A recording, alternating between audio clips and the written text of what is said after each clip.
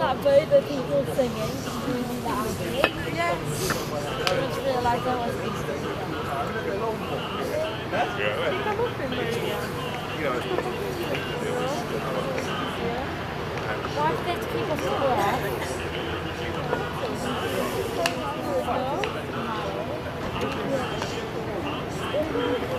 No, it's lit. You do your pony thing. So that's what's up there.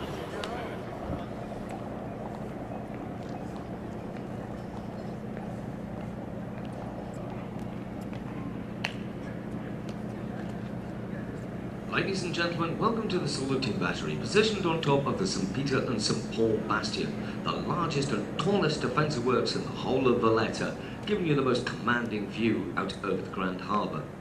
We are Fondazione Wurde, a non-governmental charitable heritage trust looking after over 40 historic properties throughout Malta, to protect and preserve them from further decay and vandalism, and, where possible, restore them back to a condition that you can visit.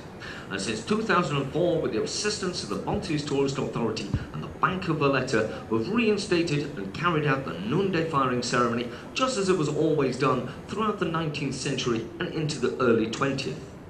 Now, you've got a good view from the balcony, but if you wish, for only €2 adults and no charge for accompanied children, you can come down into the saluting battery itself, where we have audio guides in numerous languages, and you can be a little bit closer to today's noonday cannon firing. Afterwards, we give a guided tour that gives you an up-close look at those cannons, powder rooms and storerooms just as it would have been in the 19th century, and find out more history about this location and the kind of cannons and ammunition used to defend it. So ladies and gentlemen, if you wish, you can come down from the balcony, join us in the saluting battery and take our guided tour after, all for only €2 adults, no charge for accompanied children.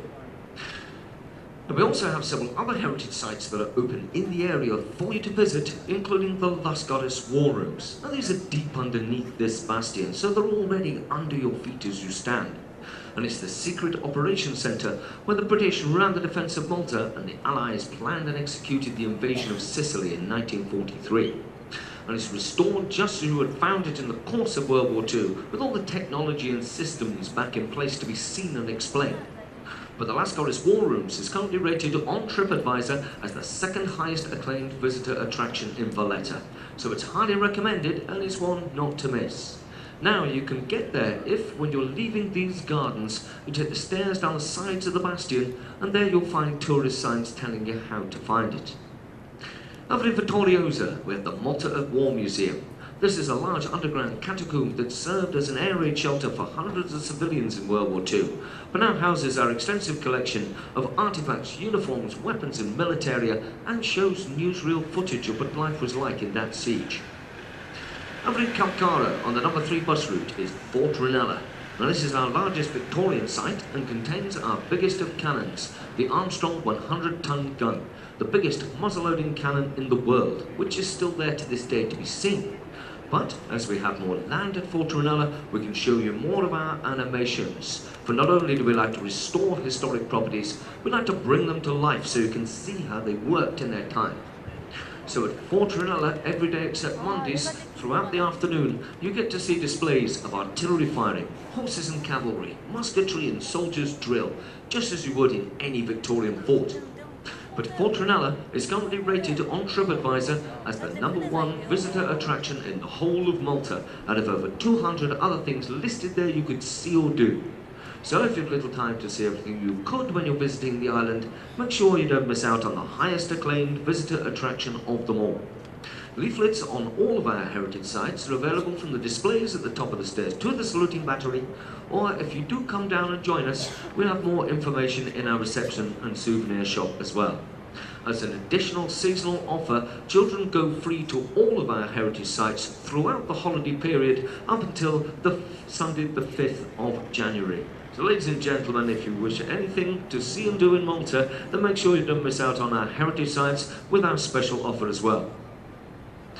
Now, to give you some history about this particular location, this was built straight after the Great Siege, as this site had the harbour only yet to be built on at that time. This was actually a Turkish gun position in the course of the Great Siege by the Turks using the northern Marsham harbour straight the other side of this piece of land here. However, the knights, having won the siege, were free to carry on building up the rest of the harbour area, and the victor of the siege, the Grand Master Jean de Valletta, gives his name to the new capital he built here.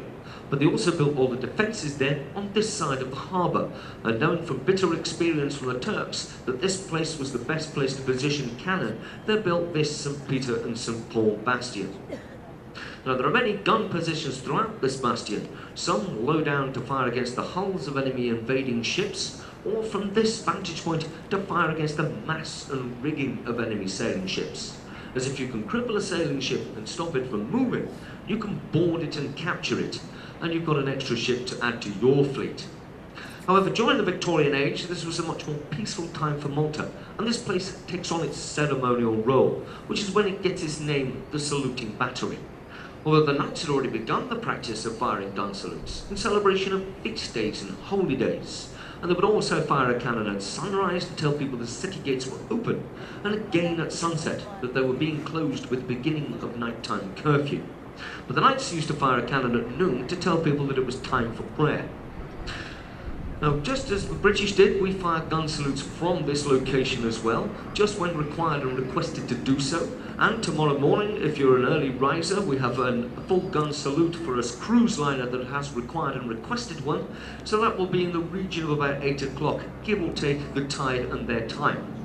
However, ladies and gentlemen, a gun salute, firing all of your cannons off one after the other, is to tell a visiting dignitary's ship that your guns are unloaded.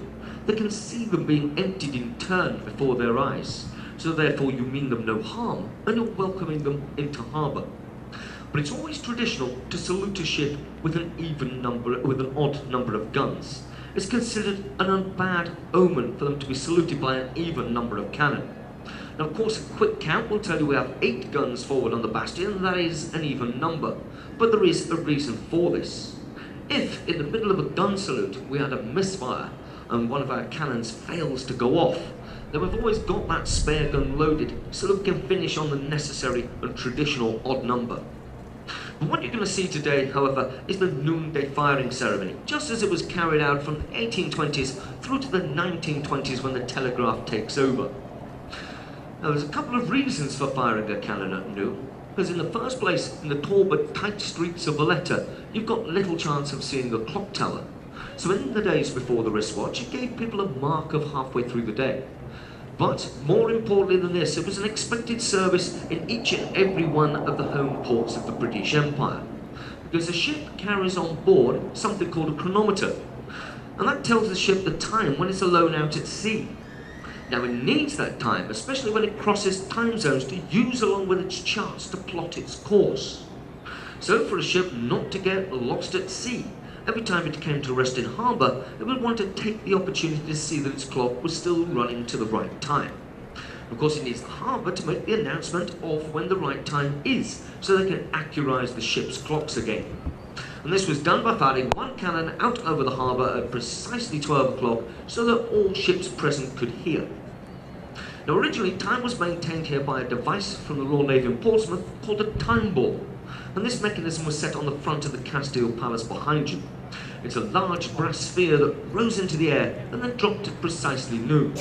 Another soldier with flags stood on the balcony would signal this moment happening to the gunners standing ready on the platform waiting to fire. Now, we don't have a time ball replicated, so we use satellite time these days.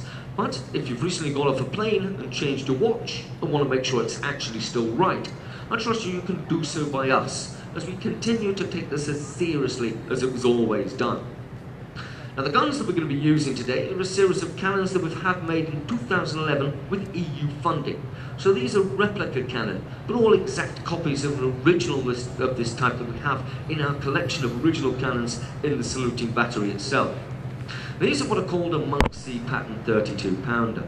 Now, originally, guns of this type were made as muzzle-loading guns, requiring everything to be packed in from the front.